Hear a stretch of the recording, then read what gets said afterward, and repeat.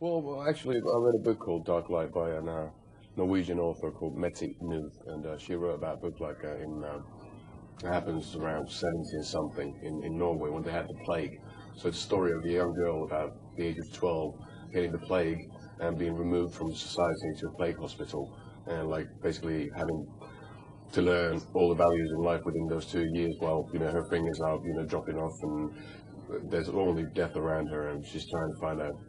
It's sad, but it's very hopeful. There's some light at the end of the tunnel.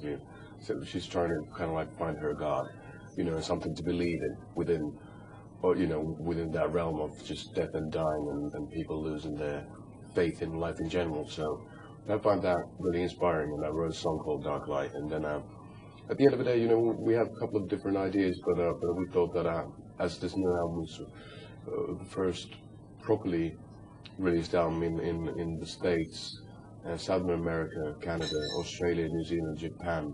We thought that it's cool because the band's name is such a short and simple thing, hymn. So we thought that hymn, Dark Light, is something that you can't forget. It's very easy to remember, and it describes sort of like the contradictional nature of what we're trying to do with the music as well. Trying to incorporate the sweetness and melody of U2 mixed with then the bit more brutal side of maybe even Black Sabbath or so.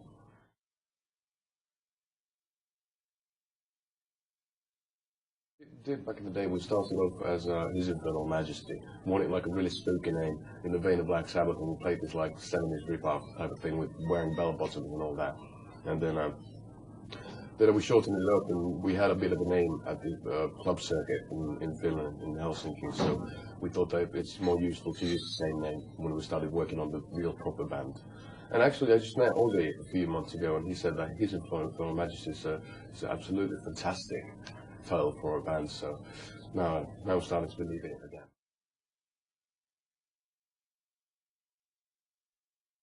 Well, we recorded one album in the past in the studio called Rockfield in Monmouth, Wales, and the thing we learned about that process was just the fact that it's very good for a band to be away from home when recording an album, because that gives us 24 hours a day time to really concentrate when living in the residential studio. So you don't have anything else to do besides maybe playing chess and watching TV. So we wanted to do the same again now, and because we wanted to work with Tim Palmer as a producer. He's an Englishman, but he's been living for the past 10 years in Los Angeles, and he scouted this beautiful old mansion that used to be actually a nunnery, and on the top of a hill in Silver Lake, just like half an hour drive away from the seedy Sunset Strip. And we thought that's a beautiful idea also because Warner Music's their headquarters is in Burbank, California, and then we recorded the album there for within 2 months, and then flew over to Electric Lady to mix it in New York, because Sire's headquarters are in New York. So it was kind of like us introducing ourselves and our method of working to the record company people, and on the other hand also living one dream. When we started out being like 5 finished bastards, hoping that we'd get somewhere one day. That of course it's one of those dreams to be able to be in a rock band and record in the States, and preferably LA. So that's what happened. It was good times.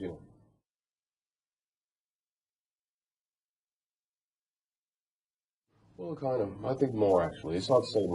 Most of us are schoolmates, so we've been knowing each other from maybe when we were like 9 or 10 years old. We played music around 20 years, so we've been playing in different bands together before. So it wasn't kind of. It's hard to say when it all started. I'd say in the womb.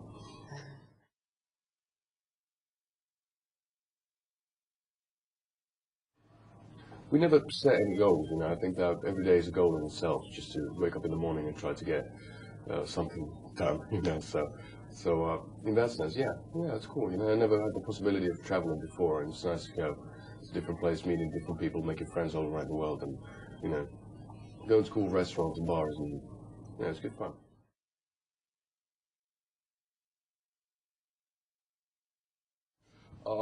Well, keeps on changing.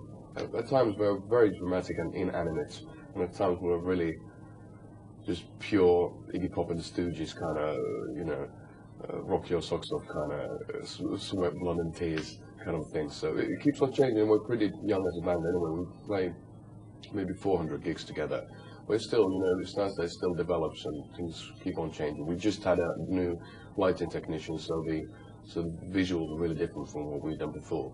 But we'll see. We'll see. It's all depending on the audience as well. You know, if they're shake their buttocks and sing their artists off, of course, then that reflects on performance as well.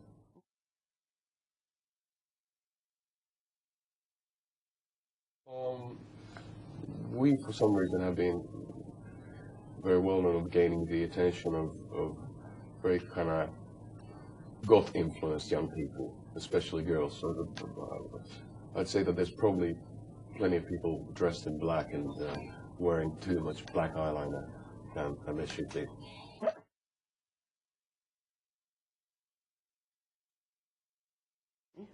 Well, it keeps on changing. It's very weird that when we play, let's say, Warsaw, Poland, that when we play there, we play in front of 4,000 12-year-old girls.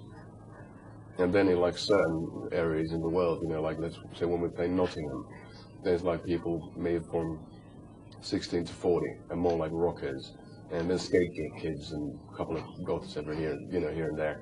But it's very different. That's kind of also one of the things that keeps us changing as a live band and also makes it very interesting.